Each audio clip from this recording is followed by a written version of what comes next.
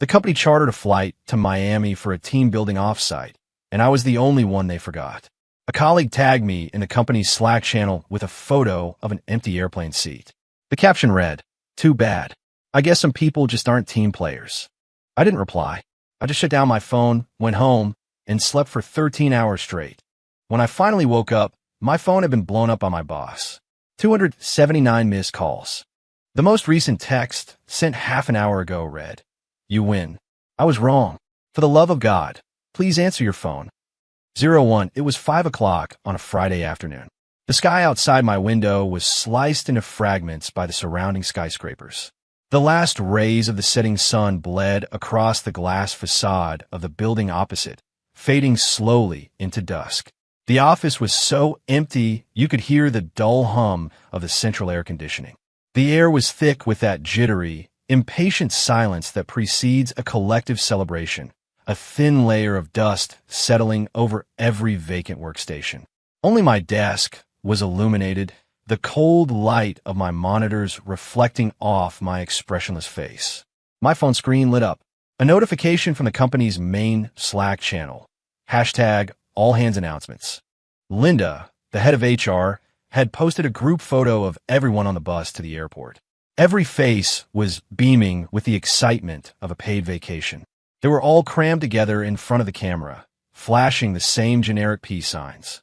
The caption read, "Apex Innovations, taking off. Miami, here we come." Dozens of replies flooded in immediately, a cascade of cheers and airplane emojis. Then, a specific notification popped up. A colleague named Tiffany, the right-hand woman of our new project director, Mark Chamberlain, had tagged me in the channel. Immediately after, she posted a photo. It was an empty window seat inside the plane's cabin, the seatbelt lying limp and unused. Outside, the sky was a piercing, brilliant blue. Beneath the photo, she had carefully crafted her message. "Such a shame about seat 36F. I guess some people just can't get with the program and be part of our amazing family." The channel instantly erupted. It was flooded with a storm of mocking gifs and laughing emojis. "LOL. I knew we were missing someone. Is Ethan coding again? Did he code so hard he forgot? Don't be me, you guys. Ethan's a tech god. He doesn't need to fly with us mortals." The passive-aggressive sarcasm stung more than any direct insult could. The final blow came when Mark Chamberlain, the man with the director title, reacted to Tiffany's post with a big, red thumbs-up emoji. It felt like a cold, official stamp on my public execution. I stared at that thumbs-up for a full 10 seconds. The light from the screen danced on my glasses, hiding my eyes. The memory of the project kickoff meeting a week ago replayed in my mind. Mark's smug face and his condescending tone. He had been holding a sleek, stainless steel thermos, taking a slow sip of his artisanal cold brew before sweeping his gaze over the entire tech department, his eyes finally landing on me. "Look, tech exists to serve the business. At the end of the day, you're a utility, a tool," he'd said. "Let's not get obsessed with innovation or building some impenetrable fortress. The client wants something, you build it. Frankly, it doesn't matter who does the coding." He paused, clearly pleased with his big picture perspective. "Don't get too full of yourselves." In the entire conference room, I was the only one who didn't force a smile or nod in agreement. I just watched him quietly, like he was a clown performing a sad, predictable act. And today, that clown had written me out of his script entirely. I slowly moved the mouse and clicked the red X in the top right corner of my screen. I closed the IDE, the messaging apps, every last work-related window. My desktop was a screensaver I had coded myself, a cascade of green characters flowing like a digital waterfall, serene and perfectly ordered. I bent down and, from behind the humming tower of my workstation, unplugged a small, nondescript black flash drive. It had no logo, no markings. It looked like a cheap promotional giveaway you'd get at a trade show. I slipped it into my pocket, feeling its cool, hard outline against my leg. Standing up, I looked around the office where I had spent the last 5 years of my life. It was a ghost town, leaving behind only cluttered desks and the lonely glow of my monitor. I felt no attachment, no nostalgia. On the way home, I took out my phone and deleted the company's Slack app, the expense reporting software, and the goddamn corporate Uber account. Each tap of the delete button felt like dismantling another bar of an invisible cage. When I got home, I didn't turn on the lights. I walked to the windows and drew the heavy blackout curtains, shutting out the entire world. The room was instantly plunged into pure, unadulterated darkness and silence. I found my phone, switched it to airplane mode, and tossed it into the back of a drawer like a piece of trash. Finally, I poured a glass of water, shook 2 melatonin tablets from a bottle, and swallowed them. Lying in bed, the medication began to pull my consciousness down, making it feel heavy, foggy. Just before I surrendered to the darkness, a line of code I had written myself flashed clearly in my mind. // Hive protocol activated. Unauthorized migration verification initiated. T-48 0000. I wasn't an outcast from the team. I was the team's god, and they had just broken my commandment. 02, I don't know how long I slept. There was no day, no night, no dreams. It was like floating in a warm, endless, silent ocean. I was finally woken by a sharp, primal pang of hunger. My stomach felt like a clenched fist, hollow and aching. I struggled to sit up, momentarily disoriented in the pitch-black room. Fumbling for the switch on my bedside lamp, I blinked against the soft glow. I glanced at my watch. The hands pointed to the early hours of the morning. A full 36 hours had passed since I had gone to sleep. I shuffled into the kitchen and grabbed a carton of milk from the fridge, chugging it straight from the container. The cold liquid soothed my throat and began to clear the fog in my brain. As the burning in my stomach subsided, I remembered the phone I had abandoned in the drawer. I pulled open the drawer and retrieved the cool metal slab. I held down the power button. After the familiar startup animation, the screen came to life. The next second, it was hit by a tsunami of information. It began to vibrate uncontrollably, glitching as the screen jumped between a frantic storm of notifications, nearly crashing the device. I set it down on the table and watched it have its seizure. After a solid 30 seconds, it finally calmed down. The notification bar at the top of the screen was crammed to overflowing. I opened the call log. A bright red number seared itself in my eyes. 279 missed calls. I scrolled quickly through the list. 90% of them were from one name, Mark Chamberlain. The rest were from the CEO, a few VPs, and a handful of other executives I barely knew. Of course, calls from Tiffany and her cronies were sprinkled in as well. I backed out and opened my text messages. The inbox was completely overloaded. I started reading from the very beginning. The first was from yesterday morning at 10 a.m. From Mark. Ethan, call me back. Now. Imperious, demanding. An hour later. What is this, a joke? You're ghosting me? If you don't answer your phone, don't bother coming to work on Monday. A threat. A few hours after that. Sometime in the afternoon. What the hell is wrong with the system? Why is all the data on the Miami servers getting corrupted? Did you do something? Panic was setting in.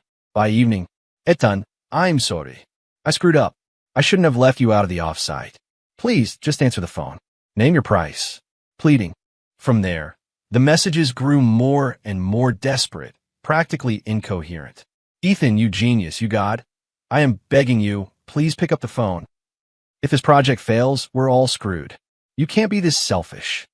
Money. I'll give you whatever you want. Just make the system work again. I scrolled through them, one by one, like watching a one-man play unfold. The man who had stood before me, pontificating about tech being a mere tool, was now, in these texts, as pathetic as a dog begging for scraps. I scrolled all the way to the bottom. The most recent message had been sent half an hour ago. Still Mark. You win. I was wrong. For the love of God, please answer your phone. The billion-dollar project you're in charge of, the servers in Miami crashed. I saw the word crashed and felt a cold smirk spread across my face. No, my system doesn't crash. It simply executes the will I gave it. This wasn't a crash. This was the Hive's cleansing protocol, and it was just getting started. 03. I calmly opened up Uber Eats and ordered a gourmet seafood risotto with double shrimp and scallops. Only after satisfying my hunger could I bring my reason and patience back to their peak. This was war, and I needed to be in top form. While waiting for my food, I leaned back on the sofa, scrolled through the 279 missed calls, found Mark Chamberlain's number, and called him back. The phone was answered almost before it had a chance to ring. Mark's voice, a roar of barely suppressed fury, exploded from the earpiece. Ethan, where the hell have you been? The system crashed. You hear me? You're going to bankrupt the whole damn company. The background was a chaotic mess of noise. I could hear someone shouting, "Data loss is over 80%," and someone else sobbing. It was pure bedlam. I held the phone away from my ear, letting the wave of his fury pass. When it subsided, I brought it back and spoke in the calm, slightly groggy tone of someone who had just woken up. Mark? Which system are you talking about? My voice was quiet, but it cut through the background chaos and drilled into his ear. Which? Mark seemed taken aback by the question, then bellowed even louder. What do you think? Project Prometheus, the company's crown jewel. Oh, Prometheus, I said lightly. That can't be right. I just checked the back-end monitor, and the company's main servers are running perfectly. All KPIs look great, even a little smoother than usual. With every word I spoke, I could feel the air being sucked out of his lungs. Mark was speechless. He couldn't very well announce to the world that he had secretly set up a clone of Prometheus in Miami. After several seconds, he finally stammered, his voice significantly weaker. It's the Miami backup server. He had found a plausible-sounding excuse. I let out a soft chuckle. It was quiet, but on the dead-silent line, it sounded exceptionally sharp. Oh, since when do we have a server in Miami? As the chief architect and lead designer of Prometheus, how is it that I've never heard of this? I paused, my tone becoming as precise and cold as a scalpel. Is there a record of this in the procurement department's system? The contract with the Miami data center. Could you send it over? We'll need to check the hardware environment and network configuration to diagnose the problem. Every question I asked was a direct hit on a fatal vulnerability. He couldn't produce any of those documents because that so-called backup server was something he had arranged through a shady back channel, a stolen good he was preparing to hand over to his new employer. You don't need to worry about that. Mark was in a full-blown panic now, his voice shrill with terror. I am ordering you, right now, immediately, find a way to stop that data deletion program. Data deletion? I feigned surprise. Sounds like the Hive protocol has been triggered. What the hell is the Hive? The Hive protocol is the highest level of security I wrote into the foundational layer of Prometheus. I explained, my tone patient, as if I were lecturing a student. Its sole purpose is to prevent the theft of our core code and data assets. It triggers automatically the moment the system detects an unauthorized clone or migration onto unsanctioned hardware. If it isn't authenticated with my personal physical key within 48 hours, the system initiates a self-destruct sequence, performing a line-by-line, irreversible format of all data. It's the highest priority command at the system level. It cannot be stopped or reversed by any conventional means. I made sure to emphasize the words unauthorized clone, theft, and irreversible. On the other end of the line, dead silence. I could clearly hear his ragged, frantic breathing, like a broken accordion. I knew he finally understood. This wasn't a bug that needed fixing.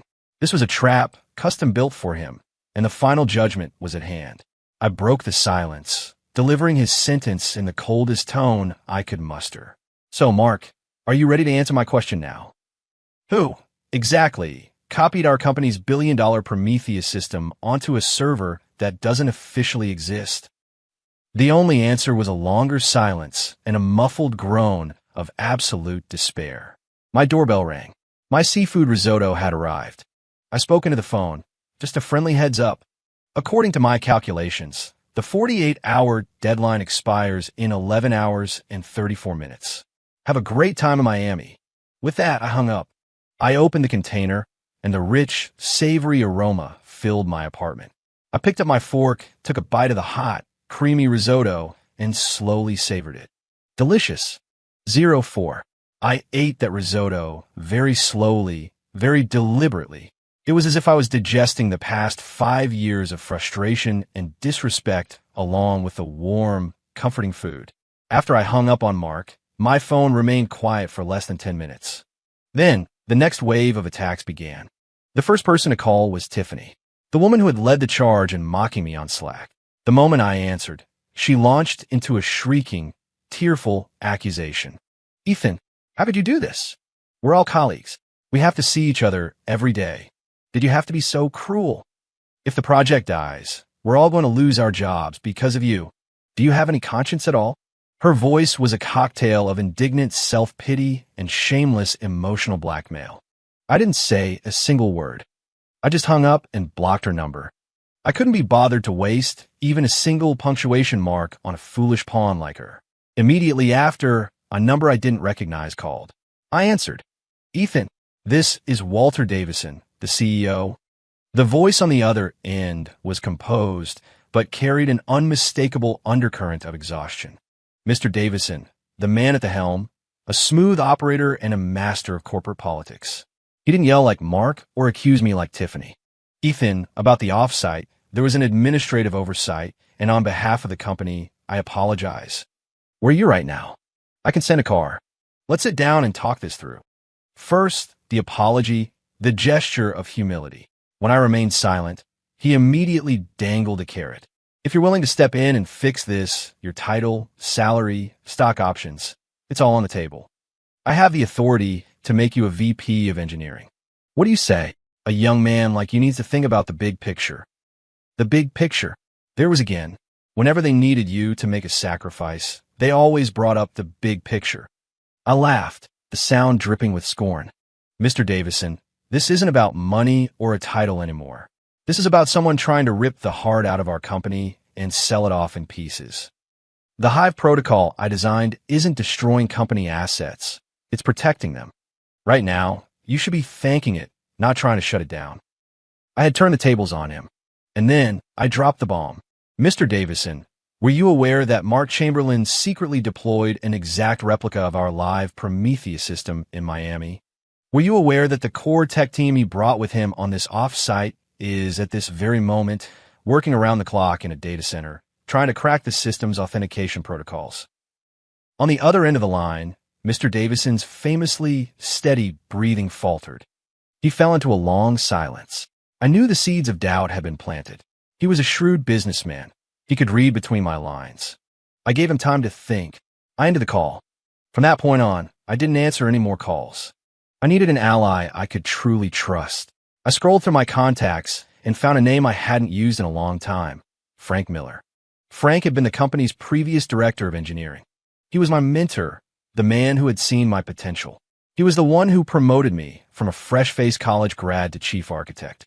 He was a man of integrity, a brilliant engineer with vision. But he didn't play the political games, and after Mark Chamberlain was brought in through connections, Frank was quickly pushed aside, given a fancy but powerless chief advisor title, and put into a state of semi-retirement. I sent him a text. "Frank, you up?" Almost instantly, my phone rang. It was him. His voice was tense with suppressed excitement. "Ethan, I've been waiting for your call." He got straight to the point. "The Hive is active." A wave of relief washed over me. Frank was the only other person in the company who knew about the existence of the Hive protocol. When I first proposed the idea, everyone else dismissed it as a paranoid fantasy, a waste of resources. Only Frank had fought for it, giving me his full support. A craftsman who doesn't know how to protect his own creation, he'd said, can never build something truly great. "Yes, Frank," I said, my voice low. "The countdown is under 9 hours." "Beautiful." Frank's voice was filled with a grim satisfaction. That idiot Chamberlain actually thought technology was just a commodity you could copy and paste. He just picked a fight with a goddamn hornet's nest. Frank filled me in. For the past 3 months, Mark had been in talks with our biggest competitor, Vortex Dynamics. He had promised to deliver our entire Prometheus trading system to them, fully intact. The asking price was 9 figures. This whole Miami offsite was just a cover. His real objective was to use that private data center to perform the final data transfer and crack the system's security. Once he succeeded, he and his handpicked team would resign and jump ship to Vortex Dynamics, achieving what he called his financial freedom. And Apex Innovations, gutted of its core technology and data, would collapse almost overnight. It was a strategy designed to gut the company from the inside out. "Frank, I need your help," I said, laying out my entire plan. "Go for it." Frank's voice was firm as steel. "I know the old guard on the board better than you do. I'll get in touch with the ones who actually care about the company's survival. It's time to cut this cancer out. After hanging up, I looked at the countdown app on my phone. 8 hours and 7 minutes remaining. The final battle was about to begin. 05 after realizing that pleading and threats were useless, Mark Chamberlain resorted to his most trusted tactic, a smear campaign. At 4 a.m., the company's internal Slack channels exploded. Mark posted a long, tear-jerking message. He painted himself as a dedicated, selfless victim who was working tirelessly for the company's good. I, on the other hand, was portrayed as a disgruntled employee who, bitter about being left out of the offsite, had maliciously planted a virus in the system to destroy the project and hold the entire company hostage for personal revenge. He claimed that the moment he discovered the system anomaly in Miami, he had organized a team to fix it, but due to my lack of cooperation and deliberate sabotage, the damage was escalating. I cannot comprehend how a person's heart can be so venomous that they would be willing to sacrifice the livelihoods of hundreds of their colleagues over a petty personal grudge. I, Mark Chamberlain, am willing to resign and take full responsibility, but I will not allow a decade of this company's hard work to be destroyed by such a depraved individual. The post was incredibly inflammatory. He had cleverly disguised his act of theft as an emergency repair and twisted my legitimate defense into malicious retaliation. The channels were instantly filled with outrage. Many colleagues who didn't know the truth began to denounce me. This is terrifying. You really can't judge a book by its cover. He always seems so quiet and withdrawn. I never thought he was this vindictive. What do we do to deserve this? Why should our jobs be on the line because of his personal issues? Tiffany, of course, was the first to jump in, positioning herself as a champion of justice, demanding that the company take the severest possible action against me. I leaned back in my chair, my face impassive as I read the flood of accusations on my phone. I felt nothing. If anything, I found it amusing. A flock of sheep being led to slaughter, cheering for the butcher. I offered no defense in the Slack channels. Arguing with a deluded mob is the single biggest waste of time on this planet. I opened my laptop. Connecting to a secure VPN, I accessed the highest level administrative backend of the Hive protocol. I was the only person in the world who knew this access point existed. I opened the system logs. Rows and columns of perfectly organized log data appeared before me, as disciplined as a well-drilled army. They faithfully recorded everything that had happened on that Miami server over the last 48 hours. Timestamp: 38 hours ago. IP address: 221.17. XX. Miami, Florida. Action: attempted root access login. Password: incorrect. Timestamp: 37 hours ago. IP address: 221.17. XX. Miami, Florida. Action: brute force password attack initiated. 137 failed attempts. Timestamp: 36 hours ago. IP address: 221.17. XX. Miami, Florida. Action: unauthorized data copy command detected. Hive protocol triggered. Formatting sequence initiated. The logs provided a crystal clear record of the IP address used by Mark's team, every login attempt, and every foolish effort to crack the authentication. The most laughable part was the record of their actions after the formatting began.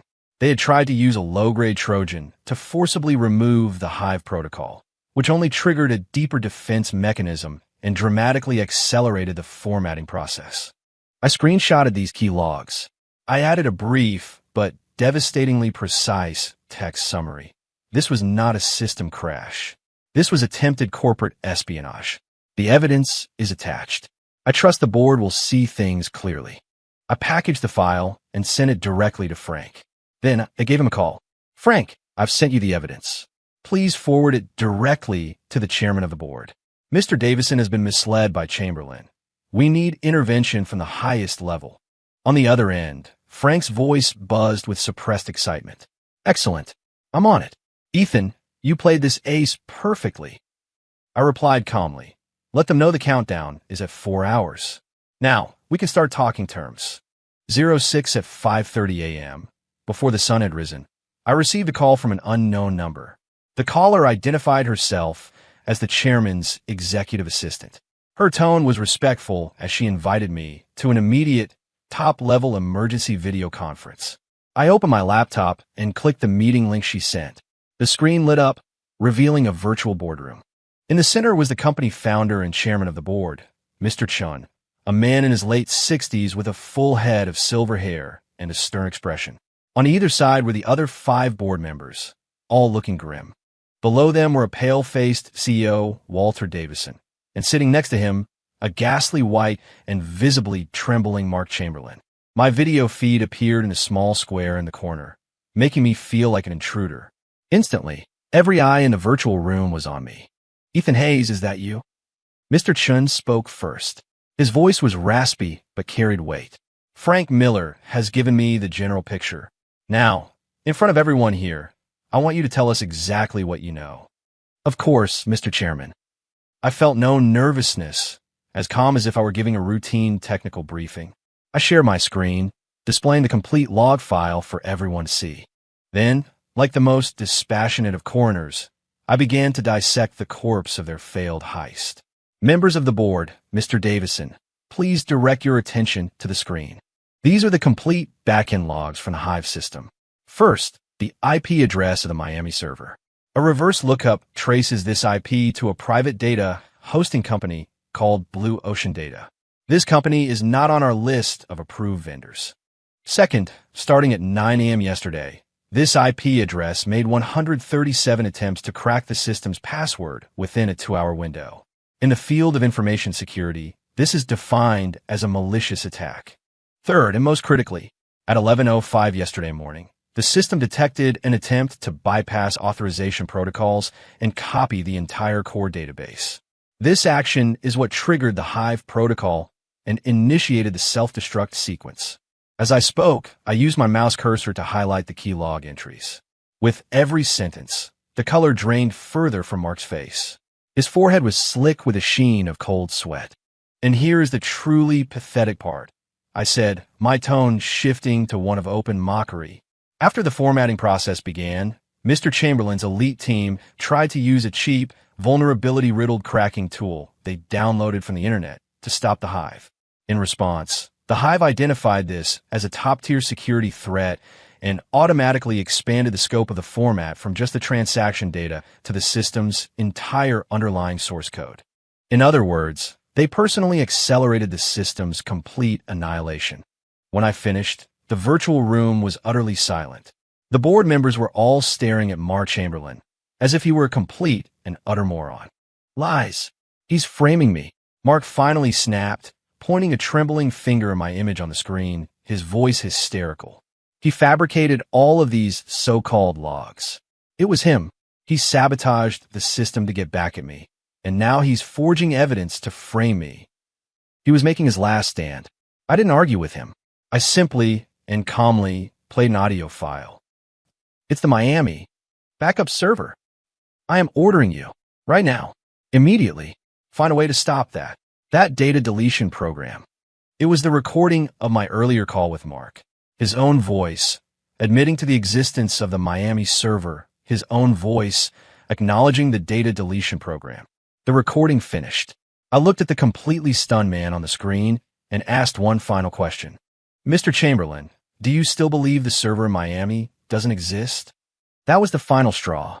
He completely broke down. He started screaming curses at me, using the foulest language he could think of. A torrent of incoherent, insane rage. "Silence," Mr. Chin barked. He turned to his assistant. "Mute Mark Chamberlain and remove him from this meeting." On the screen, Mark's icon flickered once, then vanished forever from the virtual room that represented the company's highest seat of power. A public execution, in every sense of the word. 07 after Mark's icon disappeared, a long silence fell over the meeting. All eyes turned back to me. But this time, their gazes were a complex mixture of shock, apprehension, and undeniable respect. It was Mr. Chun who finally broke the silence. His tone was much softer now, almost polite. "Ethan, on behalf of the company, I want to thank you. Without your Hive protocol, the consequences would have been catastrophic." He paused, looking at me intently. "Name your terms. Whatever you want as compensation, just ask. This company will not fail to reward its greatest assets."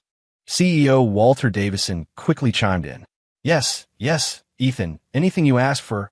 It was my error in judgment, and I apologize. They were bowing. They knew that I was the only person who could save their billion-dollar project, and the countdown was still ticking. I listened quietly, my expression unchanged. Then I spoke. I don't want money. Those four simple words stunned everyone in the room. In their world, every problem had a price tag. They had been prepared for me to make an outrageous demand for cash, but they were not prepared for me to completely abandon their script. I looked at the powerful figures on my screen and calmly stated my 3 conditions. First, for Mar Chamberlain and every member of his team involved in this attempted theft, the company must press criminal charges for theft of trade secrets and corporate malfeasance. I don't want to see a simple termination notice. I want to see them face real legal consequences. The outcome must be announced company-wide. This was for justice. Second, the board and executive management must issue a formal, public, written apology to me personally for the exclusion and slander I have endured, and it must be circulated throughout the entire company. Furthermore, I demand the immediate and full reinstatement of Frank Miller to his position as Director of Engineering, with complete authority over the restructuring of the tech department. This was for my dignity. Third, I paused, delivering my most critical demand. For the Hive system and all future core systems developed under my independent leadership, I require a 30% stake in the intellectual property rights and associated profits. These systems are not just company assets. They're my creations, and I demand that they receive the respect they deserve. This was for my future. When I finished, silence once again descended on the meeting.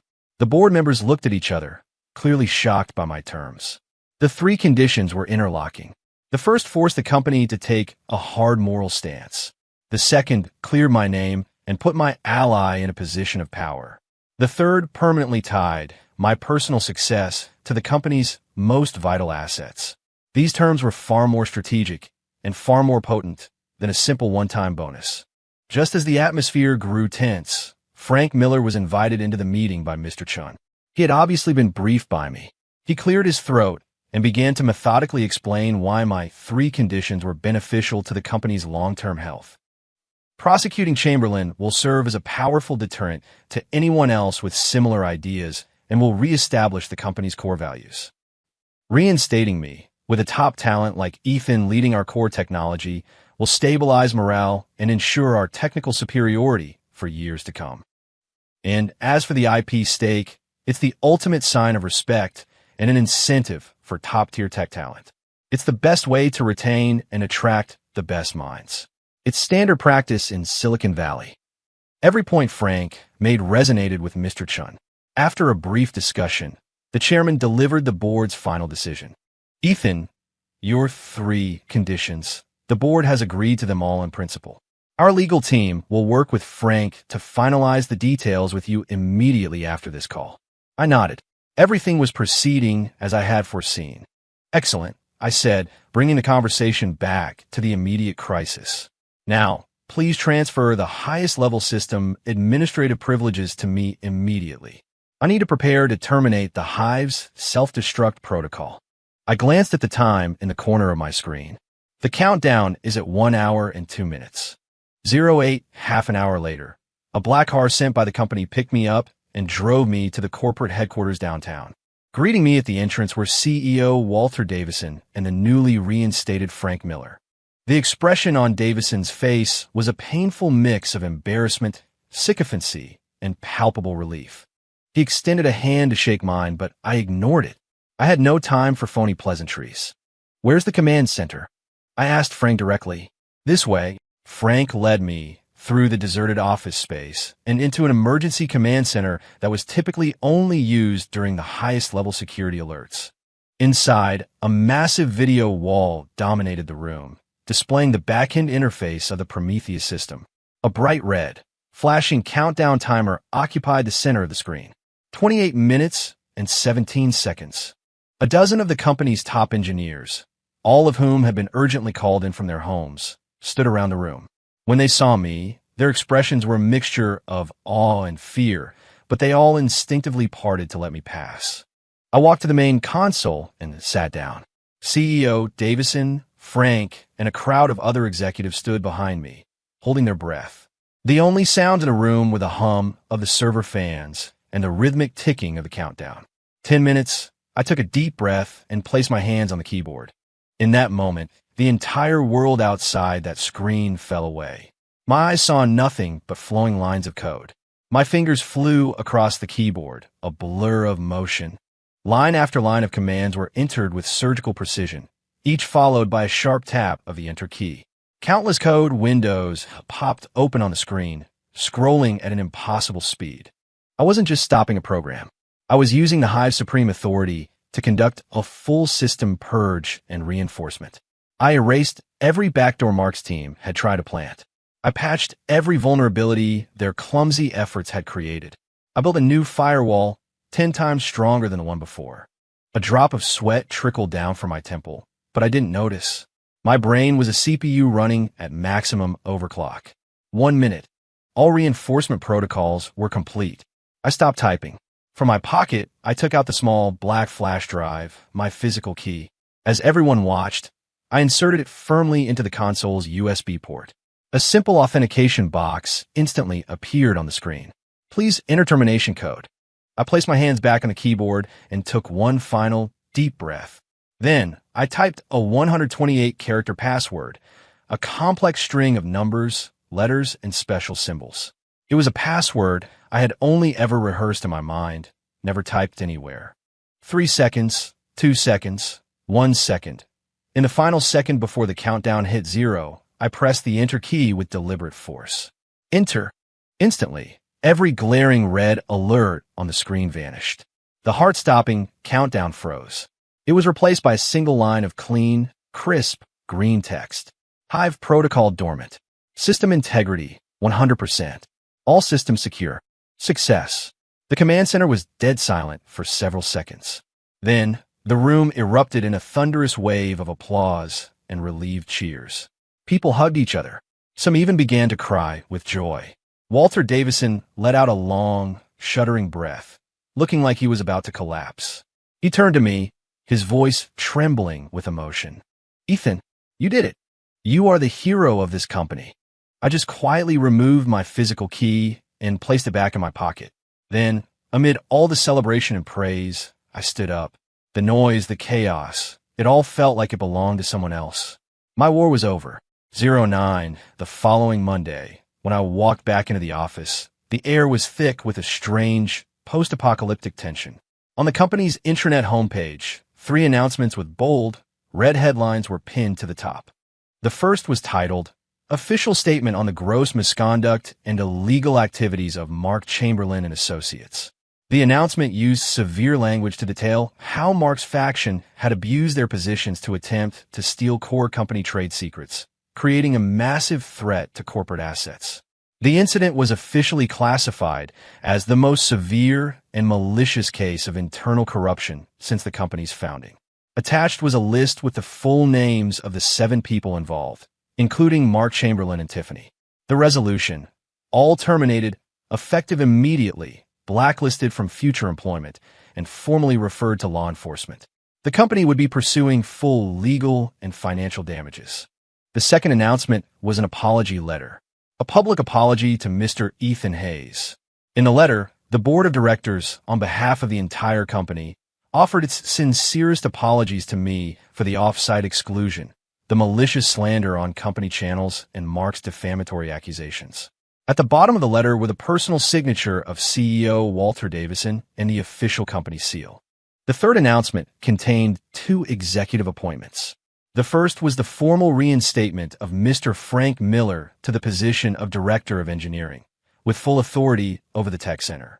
The second announced the formation of a brand new department, Core Technology and Information Security, reporting directly to the board of directors.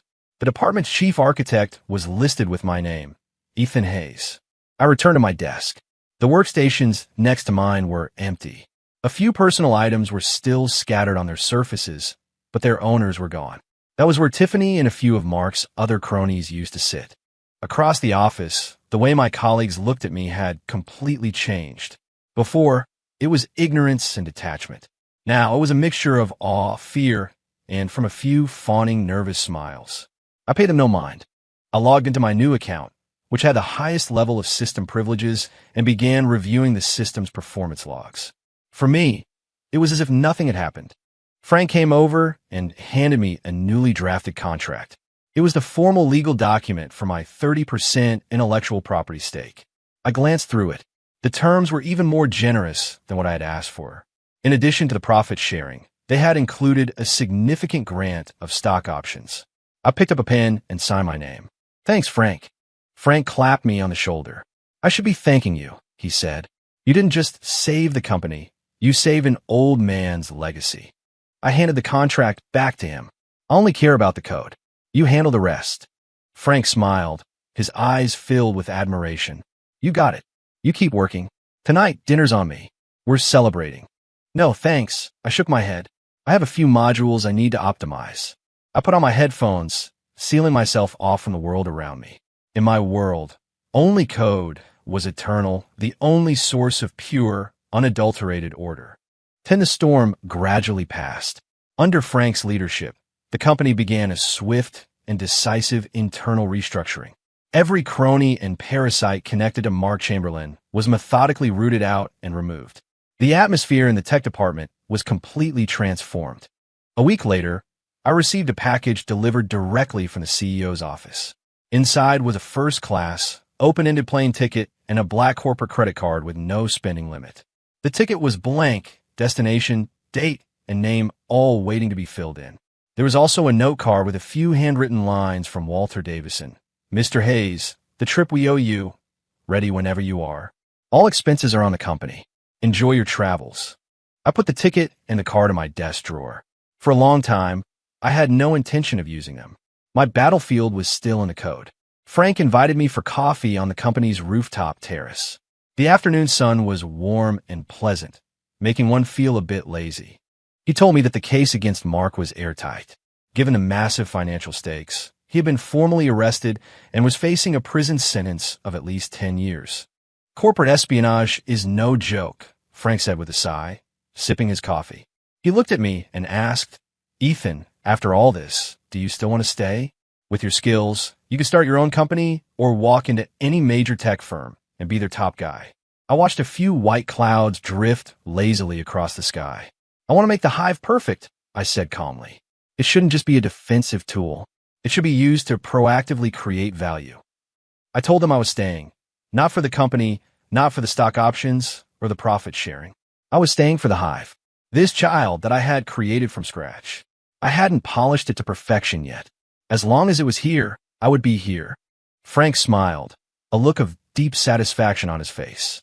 I knew it. At your core, you're just a pure craftsman.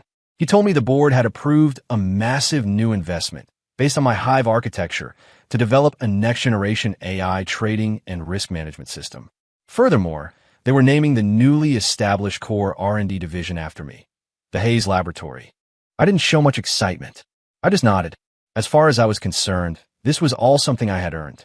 It wasn't a gift from them. It was a respect I had commanded with my skill and intellect. 11 months later, I was at a coffee shop in the city's financial district for a client meeting about a new project. After the meeting, I was leaving the skyscraper and heading toward the parking garage. Just as I was passing through the building's revolving doors, I saw a familiar, yet strangely distant figure. It was Tiffany. She was no longer the chic, arrogant executive assistant from the office. She was wearing heavy, almost theatrical makeup, but it couldn't hide the deep exhaustion and desperation on her face. She was carrying several folders with the logos of different companies, clearly job hunting. The designer heels she used to be so proud of were scuffed and dirty. She saw me at the same moment. After a second of stunned silence, she looked as if she had seen a lifeline.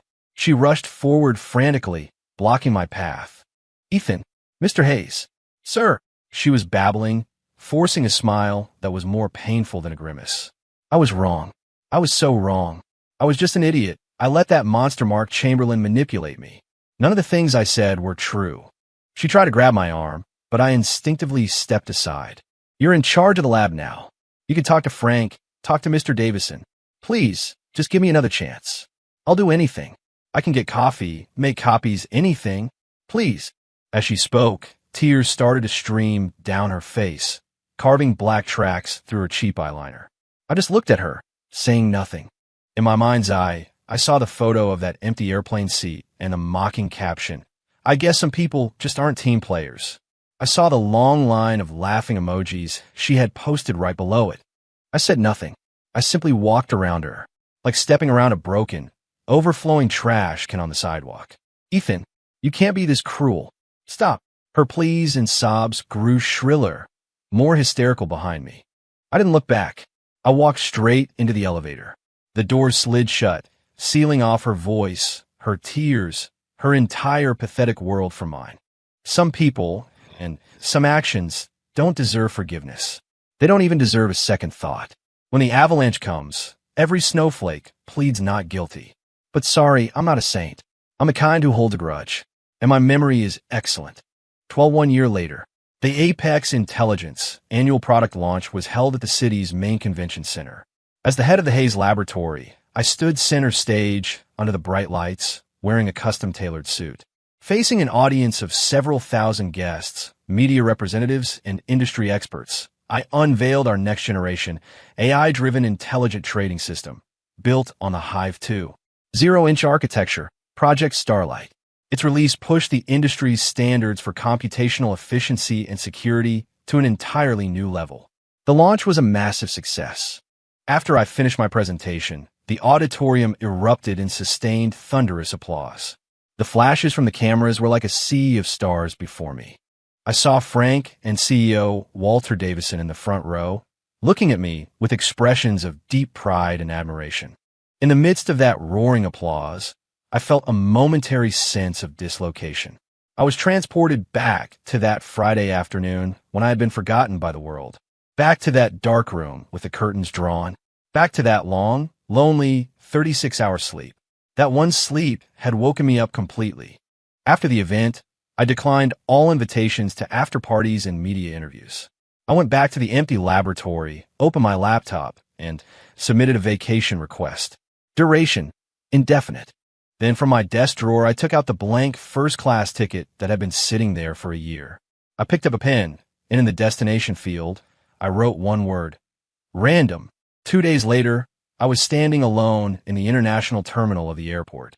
I put on my noise-canceling headphones and switched my phone once again to airplane mode. But this time, it wasn't an escape. It was an embrace. At the check-in counter, I asked for a seat on the next available flight with the longest duration. Reykjavik, Iceland.